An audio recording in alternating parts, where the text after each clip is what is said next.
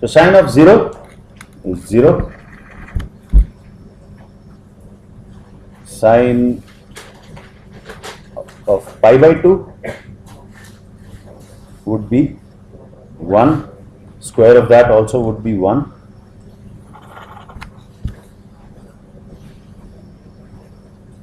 The angle is exactly, this is the angle for pi by 2, right?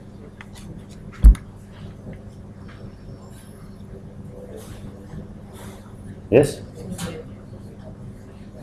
Sine of pi is 0. So again I'll be back. So these are the two values that I have. Think of any other angle. Sine of 45 degrees.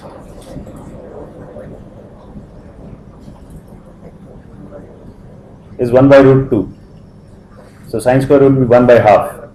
So if I were to plot for 45 degrees, I should take this angle and put a mark at half. Sine square would be that.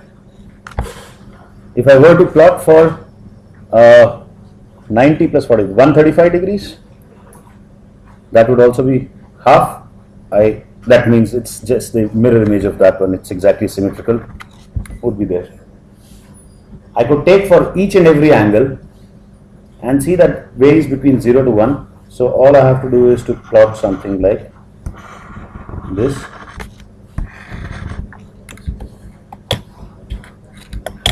And now since there's again no phi square dependence, all I do is take this ring and rotate it around the z axis. What I get is a good Dunkin' Donuts with 0 along the z. So it's a toroid. So that's the probability. Again, I can go to any particular angle and find the probability. That toroid is shown in some manner over there. So here the real part cos phi. Huh? Alpha. Yeah. So let's look at the complete wave function. Sin theta e to the power plus minus I phi. And then I have to do a psi star psi. So sin theta e to the power I phi into sin theta sin theta comes here, theta e to the power minus I phi, which just gives me sin square theta. Right? And that's why there is no phi dependence. Do you think this is your px or py orbital or something? Because for px or py, also L is equal to 1. Right? So tell me, how can I associate this with px or py? The px should be in the direction of x. Py should be in the direction of y. And if you know that cos theta is in the direction of z, we just saw that. No. This was cos square theta, no? This was along in the direction of z. The xy plane is a nodal plane. In this case, the z in the second one is the z axis, that's the nodal plane. So how do I get px and py? Z was equal to r cos theta in my transformation, and so that's why cos theta, whenever I say, I think of the z axis. What was x equal to? Sorry, sin theta cos phi, and y was equal to sin theta sin phi. And now I have two wave functions in terms of, so I have sin theta e to the power I phi, and I have sin theta e to the power minus I phi. Any idea how I should get to px and py from there? Huh? Real and imaginary parts? Okay. Definitely we would do that, because if I add and subtract, I would get sin theta cos phi plus and the other one would be I sin theta sin phi. What's the logic behind that?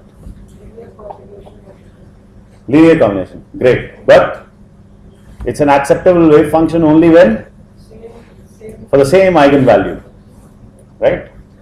So the eigenvalue over here is the energy, for example, is L into L plus 1, right? That is the same for both of them. So I can construct linear combinations and they would also have the same eigenvalue. This is something that I told you earlier. So then if I construct these linear combinations, then I can get this fellow as px and that fellow as py. And now if you see, this would be exactly like cos theta, except that it's tilted towards the x-axis and the yz plane would be a nodal plane.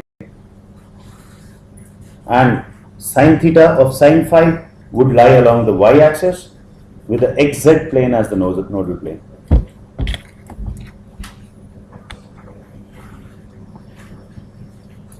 Yeah?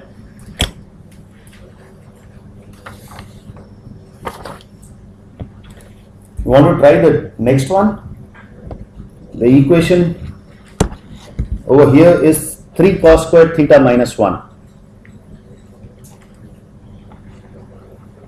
And this is what it looks like, L equals 2.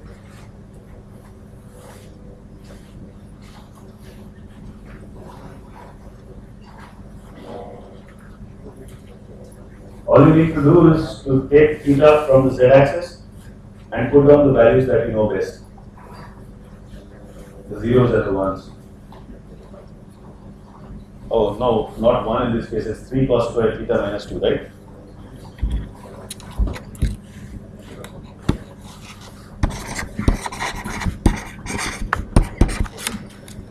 This is all you need to plot. So if I were to plot that, I know at theta equals 0, this is 3 minus 1, 2. So I'll put some mark over here. At theta is equal to 1 by root, no, cos inverse of 1 by root 3, whatever that value is. I know this entire wave function goes to 0, which means somewhere over here. In between these two, it does not go to 0, right? I could take some of the theta values and plot it, but I know that it's going to come out something like that. At cos pi by 2, theta equals pi by 2, it comes out to be minus 1, but I am going to square the whole thing, right? Oh, so that was not 2, but it was 4. It was 2 square, sorry. So I am going to square it, so it comes out to be plus 1. So the distance at pi by 2 is going to be plus 1. And in between there is again, it's not going to be 0 or 1.